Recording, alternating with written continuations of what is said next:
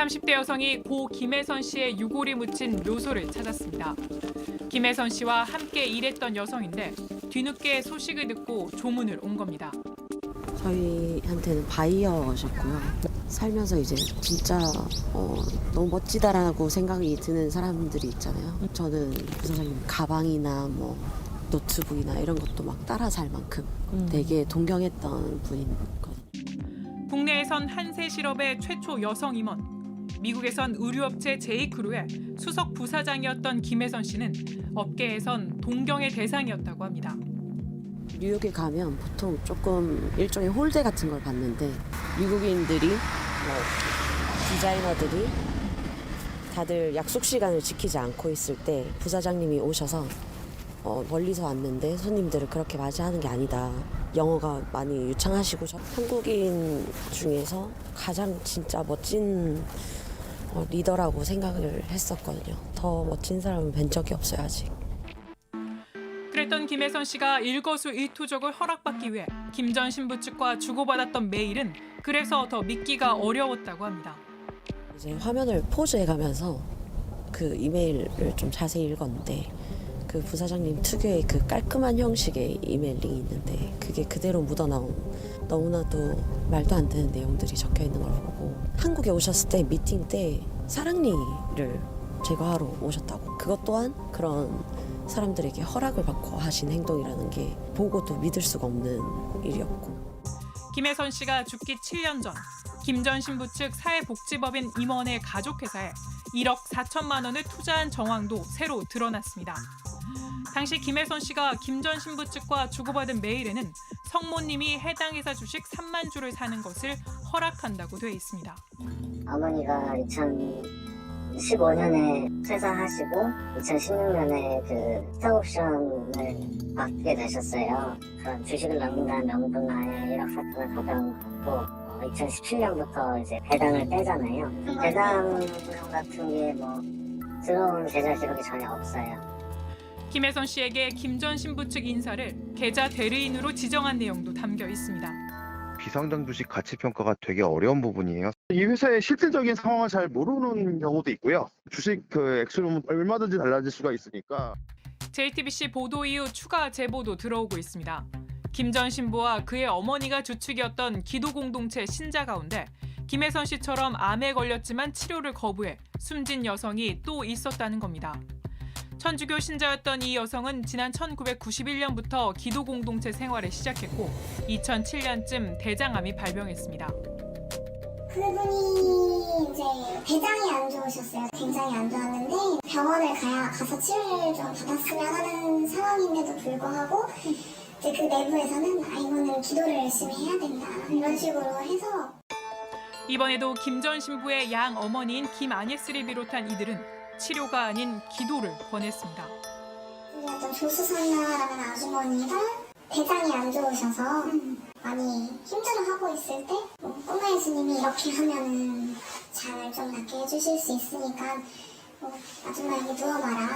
자매들 다 모여서 이렇게 기도해야 된다. 그래서 이렇게 좀 약간 어린아이들이 할 법한 그런 제스처 있잖아요. 그거를 뭐 시키기도 하고. 특히 사망 3개월 전에는 딸과 함께 로마를 가야 살 수 있다고 하면서 배변도 스스로 불가능한 상황에서 로마에 가게 했다는 증언도 나왔습니다. 이 여성 역시 죽기 전에야 떨어져 지내던 가족에게 돌아갈 수 있었습니다. 가족과 단절하고 살다가 이제 아프니까 연락을 한 거죠. 그래서 이제 모셔간 거죠, 다주말. 이 여성은 이후 암이 다른 곳으로 퍼져 암 진단 3년도 안 돼 지난 2010년 7월 목숨을 거뒀습니다. 기도 공동체 내에 속한 아이들에게 학교를 못 가게 한 것도 처음이 아니라는 증언도 나왔습니다. 고등학교를 다니던 언니가 공부를 굉장히 잘했어요. 전교 1등 성심여고를 다녔는데 언니가 성모 마리아상을 항상 들고 다녔어요. 너무 창피했던 거예요. 왜냐면 학교 친구들이 보니까 그 얘기를 했더니 그 다음 날부터 그 언니를 학교를 못 다니게 했어요. 자퇴했어요. 김 전 신부 측은 이에 대해 본인 스스로 학업을 포기한 것이라고 밝혔습니다. 또 앞서 숨진 신자에 대해선 알고 있지만 사망 과정에 대해 알지 못하고 고 김혜선 씨가 재단 임원의 가족회사에 투자한 건 맞지만 정상적인 기업이라 문제가 없다는 입장입니다. 수사를 맡고 있는 서울 용산경찰서는 김 전 신부 측이 대표로 있는 사회복지법인 사무실을 압수수색하는 등 수사를 이어가고 있습니다. JTBC 안지연입니다. 고 김혜선 씨의 태블릿 PC에 남아있는 이메일들입니다. 사랑니를 제거해도 되는지, 앞마당을 산책해도 되는지, 그리고 10,000원대의 치마를 사도 되는지 등을 누군가에게 허락을 구합니다. 매월 가계부 써서 보고하게 만들고 매달 쓴돈이나 이런 거 있잖아요. 사도 되냐 허락받게 만들고. 김 씨는 국내 H실업에서 최초 여성 임원을, 미국 제2의류업체에선 수석 부사장을 역임하며 4억 원 넘는 연봉을 받던 성공한 직장인이었습니다. 되게 냉철하게 판단도 되게 빨리 잘하셨고, 그리고 카리스마도 되게 있고 리더십도 되게 좋으셨었고요. 정말 조작이었으면 좋겠어요. 그럼에도 일거수일투족에 대해 허락을 구하는 메일을 계속해서 주고 받아왔던 겁니다. 그러다 지난 2019년 암에 걸리고만 김 씨. 치료를 받아도 되는지 묻는 김 씨에게 항암 치료를 거부하라고 하고 종교적 기부를 뜻하는 봉헌을 하라는 메시지가 지속적으로 돌아옵니다. 암 치료하고 나면은 항암이나 추적을 계속 해야 하는데 당연히 상식적인 건데 이 죄 때문에 네가 아픈 거다 이러면서 또 항암 받는 거 늦추고 못 받게 하고 보다 보고 근데 이제 그걸 읽는데 정말. 이후 김 씨는 실제 유언장을 작성하고 전 재산을 봉헌하겠다는 내용의 메일을 적었습니다. 정말 규모가 얼마일지는 상상을 못하는데 현금으로 인출한 돈이 2억이 있더라고요. 김 씨가 메일을 주고받은 상대 중 하나는 김 씨가 다녔던 서울 한남동 소재 성당의 전 주임 신부 김모 씨였습니다. 그리고 김 전 신부가 양 어머니로 모시던 김아니에스란 여성과 그를 따르는 기도 공동체 구성원들이었습니다. 김 전 신부는 스스로 신부직을 내려놔 2011년 면직됐습니다. 그는 주임 신부 시절에도 신자들에게 꿈을 해석해 준 것으로 알려졌습니다. 꿈 이야기를 많이 했어요. 그러니까 이제 개인적인 자리에서 신부로 있을 때도 자기는 항상 꿈의 계시를 받는다. 어떤 그 자매님이 내가 꿈을 꿨는데 좀 이상하다. 그러면 그거는 당신이 갖고 있는 그 땅을 봉헌하라는 뜻이다. 이런 식으로 이제. 이는 천주교에서 허용되지 않습니다. 정말 제 입장에서는 충격이다. 그런데 그 불안몽에 대해서 해석을 해주면 이 사람이 증세가 더 악화가 되죠. 그래서 꿈에 대해서는 해석을 해주면 안 되는 거예요. 금기사항이고. 이들은 김 씨를 가족과 떨어져 미국으로 거주지를 옮기게 한 뒤 아들이 지금 대신 벌을 받고 있는 거다. 이 문제를 해결하려면 너는 내가 시킨 대로 해야 된다.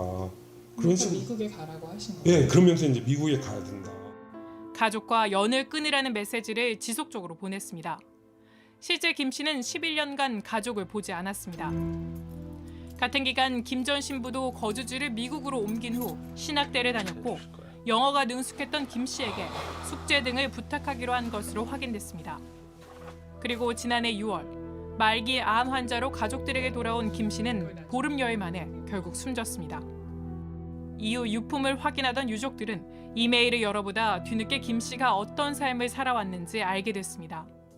분노한 유족들은 유기치사와 사기 등의 혐의로 김 전 신부 등을 고발했고 이에 김 전 신부 측은 김혜선 씨가 스스로 전 재산을 봉헌하겠다고 하는 걸 김아니에스가 거부한 것이고 항암 치료 중단 역시 의학적 판단에 따른 것이라는 입장을 취재진에 밝혀왔습니다. 또 이 과정에서 유족 측이 자신들에게 돈을 내놓으라고 협박했다며 공갈미수와 명예훼손 등으로 거꾸로 고소한 상태입니다. 양측의 고소를 접수한 서울 용산경찰서는 사실관계를 파악해 수사를 이어가고 있습니다.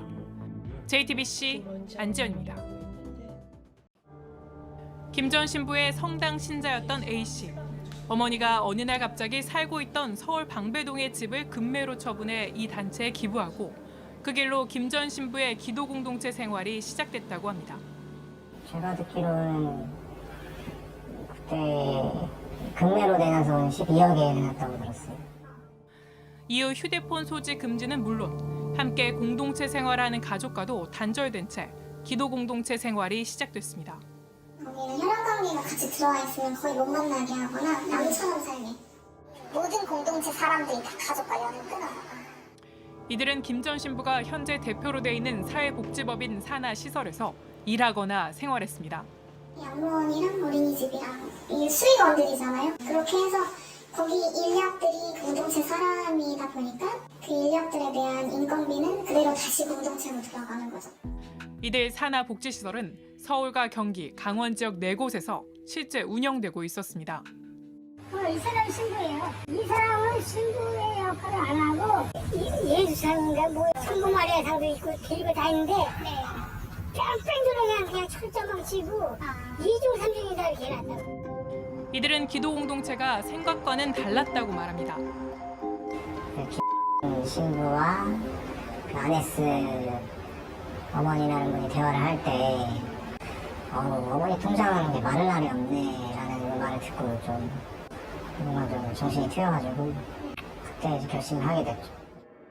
또 단체 안에는 갓난아이 때 입양되거나 신자의 아이를 봉헌받아 사회와 단절된 아이들이 있다는 이야기도 있습니다. 대를 이을 뭐 이런 역할이라고 보시는 거예요? 그 역할로 아마 데려온 것 같아요. 제가 보기엔. 그쵸? 왜냐면 사회와 전혀 닿지 않았잖아요. 그러니까 때묻지 않았다고 생각을 하는 거죠. 는 아마 예방접종도 안 했을걸요. 아기였을 때부터. 김 전 신부 측은 아이들은 모두 미국과 로마 등 외국에서 교육을 받았고 예방접종도 마쳤다는 입장입니다. 또 공동체에 속한 직원들의 인건비를 회수한 것이 아니라 급여 가운데 일부를 후원받았을 뿐이라고 주장했습니다. 김 아니에스는 지난해 10월 숨졌지만 공동체 구성원 대부분은 과거 김 전 신부의 신자였습니다. 이들이 대를 이어서 이런 논리를 계속 심화하는 것 같아요. 왜냐하면 김혜선이라는 인물 마음만 먹으면 어딘가에서 종교 활동을 충분히 할 수 있잖아요. 김혜선 씨와 같은 사람이 또 나오지 말라는 법은 없죠. JTBC 안지연입니다.